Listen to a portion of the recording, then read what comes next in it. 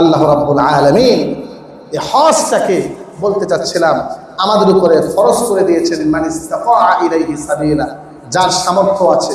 বলেছিলাম আর্থিক সামর্থ্য থাকতে হবে।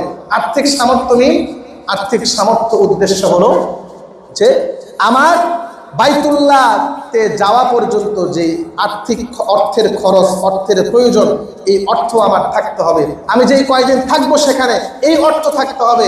আমার এই দীর্ঘ একটি মাসের এই সফর, এই দীর্ঘ সফরে আমার ফ্যামিলি মেম্বারদের থাকা খাওয়ার ব্যবস্থা করে, অর্থাৎ আমার কাছে এই উদ্ধৃত অন্তত 10-12 লাখ টাকা যদি থাকে, তাহলে ইসলাম বলছে, আল্লাহর আইন বলছে তার উপর হজ ফরজ হয়ে যাবে। অর্থাৎ তার খেয়ে পড়ে তার আর্থিক সামর্থ্য আছে, অন্তত যদি বর্তমান সরকারি খরচ 7 থেকে 8 লক্ষ টাকা তার কাছে যদি থাকে, তাহলে তার উপর কি হয়ে যায়? হজ ফরজ হয়ে যায়। কি হয়ে যায়? হজ ফরজ হয়ে যাবে। আমার ভাইরা, আবার শারীরিক সামর্থ্য থাকতে হবে। কি থাকতে হবে? শারীরিকভাবে যদি সে অক্ষম হয়, তাহলে কিন্তু তার উপর কি নয়? হজ ফরজ।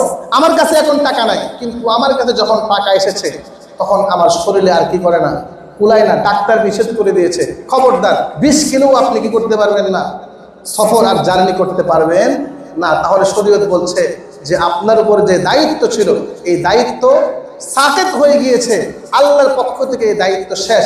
তবে আপনার পক্ষ থেকে বদলি হজের কি করতে হবে? ব্যবস্থা করতে। আর মহিলাদের জন্য ডবল খরচ লাগবে। একজন পুরুষের জন্য যদি 8 লক্ষ টাকার প্রয়োজন হয়, মহিলাদের জন্য অন্তত 16 লাখ টাকার মালিক হতে হবে। কারণ মহিলারা একা সফর করতে পারবে না, তার সাথে তার মাহারাম লাগবে। কি লাগবে? মাহারাম বলতে যাদের সাথে বিবাহ হারাম, দেখা করা কি আছে? জায়েজ। যেমন ভাই, ভাতিজা, ভাগিনা, বাবা, সন্তান, দাদা, নানা, এরা হলো একজন মহিলার মাহারাম। এরকম মাহারাম যদি তার সফর করার মতো আর্থিক অ্যাবিলিটি তার থাকে, তাহলে মহিলার জন্য কি হবে? হজ করা ফরজ হবে। আমার ভাইয়েরা, এখন প্রশ্ন হলো, অনেকের জমি জমা আছে, দেখা যায় একজন ভাইয়ের 5 বিঘা জমি আছে।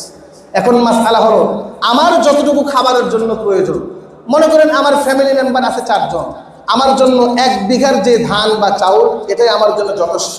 আর বাকি 4 বিঘার যে ধান, চাউল বা আমার উৎপাদিত ফসল, এটা আমার জন্য অতিরিক্ত, আমি এটা বিক্রি করে দিই, আমার প্রয়োজন অতিরিক্ত।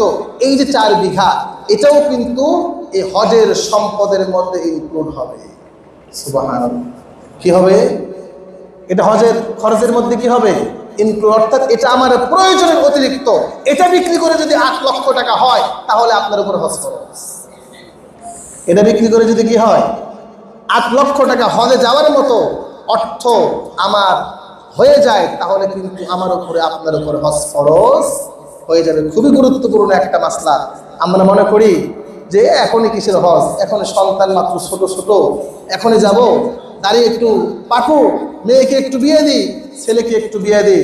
রাসূলুল্লাহ সাল্লাল্লাহু আলাইহি ওয়াসাল্লাম বলছেন, মান আরাদাল হাজ্জা ফালইয়াতাআজ্জা, যে ব্যক্তি হজের ইচ্ছা করেছে সে যেন তাড়াতাড়ি হজ করে। সুবহানাল্লাহ।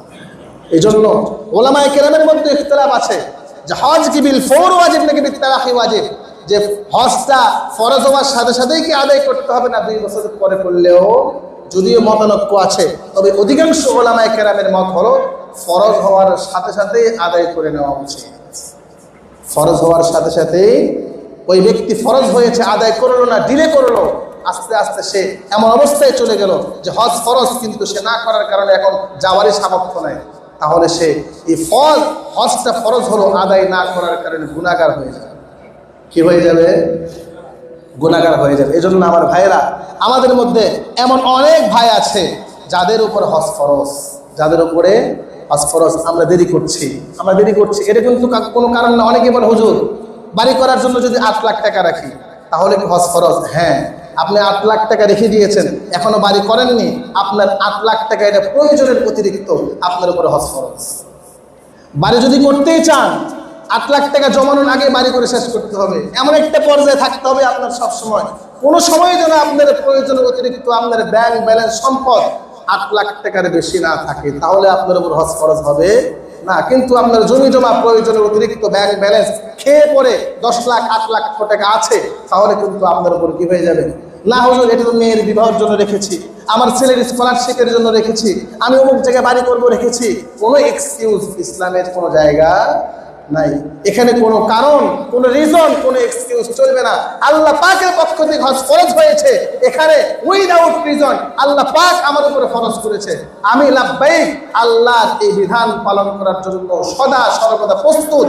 এর নাম হলো ঈমান, এর নাম হলো মুসলমান। সুবহানাল্লাহ। এজন্য আমার ভাইরা, রাসূলুল্লাহ সাল্লাল্লাহু আলাইহি ওয়াসাল্লামের সাহাবী আবু হুরায়রা রাদিয়াল্লাহু তাআলা আনহু থেকে বর্ণিত, তিনি বলেন, খতবানা রাসূলুল্লাহ সাল্লাল্লাহু আলাইহি ওয়াসাল্লাম, একবার আল্লাহর হাবিব সাল্লাল্লাহু আলাইহি ওয়াসাল্লাম আমাদের সামনে খুতবা পেশ করছেন, ভাষণ প্রদান করছেন। রাসূল বলেন, ইয়া আইয়ুহান নাস قد فرض عليكم الحج فحجوا, হে দুনিয়ার মানুষ, তোমাদের উপর হজ ফরজ করা হয়েছে, ফাহুজ্জু, তোমরা হজ করো। এক ব্যক্তি দাঁড়িয়ে প্রশ্ন করলো, আকুল্লু আমিন ইয়া রাসূলুল্লাহ, হজ কি প্রত্যেক বছর ফরজ? রাসূল চুপ থাকলেন, কোনো জবাব দিলেন না, কোনো অ্যানসার করলেন না। আবার জিজ্ঞাসা করলেন, হজ কি প্রতি বছর ফরজ? রাসূল চুপ করে থাকলেন। আবার জিজ্ঞাসা করলেন, হজ কি ইয়া রাসূলুল্লাহ প্রতি বছর ফরজ? তিনবার প্রশ্ন করার পরে রাসূলুল্লাহ সাল্লাল্লাহু আলাইহি ওয়াসাল্লাম বলছেন, লাউ কুলতু নাআম লাওয়াজাবাত ওয়া লামাসতাতা'তুম, আমি যদি বলি প্রত্যেক বছর ফরজ, তাহলে কিন্তু তোমাদের উপরে প্রত্যেক বছর হজ ফরজ হয়ে যাবে। কিন্তু হজ ফরজ জীবনে কয়বার? কয়বার? কত গুরুত্বপূর্ণ ইবাদত। নামাজ দৈনিক 5 বার পড়তে হয়। যাকাত প্রত্যেক বছর সামর্থ্যবানদের উপরে ফরজ হয়।